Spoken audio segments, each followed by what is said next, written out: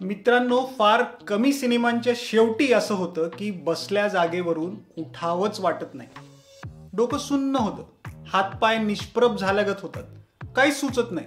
आपण जे आत्ता पाहिलंय ते अविश्वसनीय किंवा अकल्पनीय असलं तरी खरं आहे याची जाणीव होऊन डोळ्यात पाणी येतं. असं वाटतं धाय मोकळून रडावं. दुसरीकडे डोक्यात तिडीक उठते, प्रचंड राग येतो.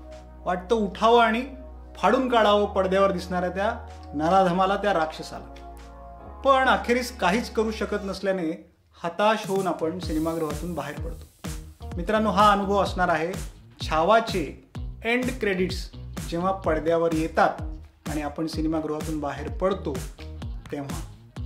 नमस्कार मित्रांनो, मी अजिंक्य उजळमकर आणि तुम्ही बघत आहात नवरंग रुपेरीचे यूट्यूब चॅनल. आणि आज मी रिव्ह्यू करणार आहे छावाचा, अगदी थोडक्यात, जमल्यास अगदी थोडक्यात. मित्रांनो, छत्रपती संभाजी महाराजांच्या शौर्याची गाथा म्हणजे छावा.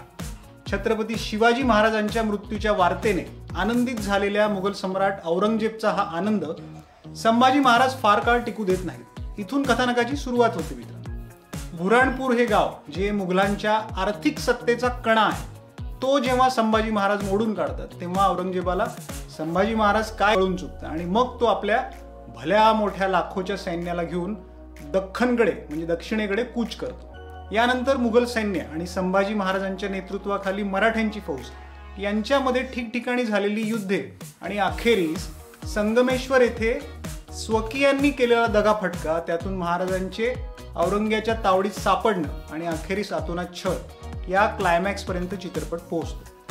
मित्रांनो, शिवाजी सावंत यांनी लिहिलेल्या आयकॉनिक आणि खूप सुप्रसिद्ध अशा छावा या पुस्तकाला प्रमाण मानून चित्रपटाची पटकथा, चित्रपटाचे जे दिग्दर्शक आहेत लक्ष्मण उतेकर यांच्यासोबत लिहिली आहे ऋषी विरमाणी, कौस्तुभ सावरकर, उन्मन बनकर आणि ओंकार महाजन यांनी.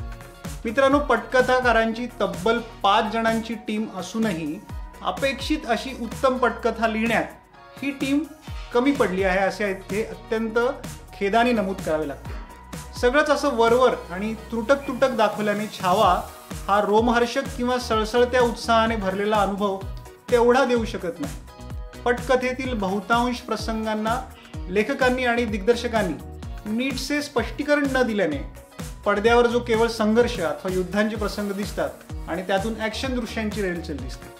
महाराजांनी औरंगजेबाला जवळपास 9 वर्ष जेरीस कसं आणलं, ते त्याच्या हाती कसे लागले नाही, त्याच्या तावडीत कसे सापडले नाही, इतकी वर्ष हे सर्व जो आहे भाग हा विस्ताराने मांडणं अपेक्षित होतं, जे इथे झालेलं नाही. आणि ते न होता सुद्धा चित्रपटाची लांबी वाढली आहे असं अखेरीस वाटतं. मध्यंतरापर्यंत तर एकदम ॲव्हरेज असा वाटणारा छावा मध्यंतरानंतर म्हणजे इंटरव्हलनंतर काही प्रसंगात आणि विशेष करून प्री क्लायमॅक्स आणि क्लायमॅक्समध्ये परत एक वार तो हरवलेला जोश परत आणतो. औरंगजेबाच्या सैन्याच्या हाती महाराज जेव्हा लागतात तो युद्धप्रसंग अंगावर काटा आणणारा आहे. शिवाय अखेरीस झालेला अमानवीय अत्याचार सुद्धा विस्ताराने दाखवल्याने मी सुरुवातीलाच म्हटल्याप्रमाणे अखेरीस प्रेक्षकांची डोकी अगदी सुन्न करणारा आहे. इतकी सुन्न की एंड टायटल सुरू झाल्यावरही प्रेक्षक काही आपली जागा सोडत नाही. हे झालं एकंदरीत पटकथेबद्दल. ऋषी विरमाणी जे पटकथाकार आहेत त्यांनी संवाद लिहिले आहेत. संवाद उत्तम आहेत, पण त्याला आणखी धार असणं आवश्यक होतं. AR रहमान यांचं संगीत आहे, पार्श्वसंगीत सुद्धा त्यांचं आहे. दोन्ही गोष्टी ठीक आहेत, पण याहीपेक्षा ते उत्तम होऊ शकलं असतं. सौरभ गोस्वामी यांचे छायाचित्रण उत्तम आहे, पण स्पेशल इफेक्ट्स म्हणजे VFX यामध्ये फारशी मजा नाही आहे. परवेज शेख आणि टोडोर लाझारॉय यांनी दिग्दर्शित केलेली ॲक्शन जी आहे म्हणजे ॲक्शनची दृश्य आहेत ती खूपच रोमांचक आहेत.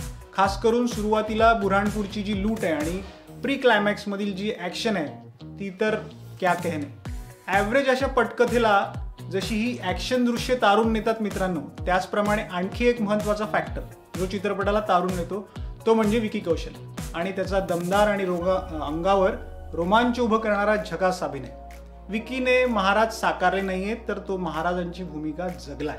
लिखाणात आणि दिग्दर्शनात वीक असलेल्या सीन्सला सुद्धा विकीने आपल्या अभिनयाने सावरून घेतला आहे मित्रांनो. Hats off to Vicky Kaushal. त्याच्या करिअरमधील माइलस्टोन भूमिका ज्यासाठी तो बहुतांश अवॉर्ड्समध्ये बाजी मारू शकतो. महाराणी येसूबाई तिच्या भूमिकेत आहे रश्मिका मंदाना.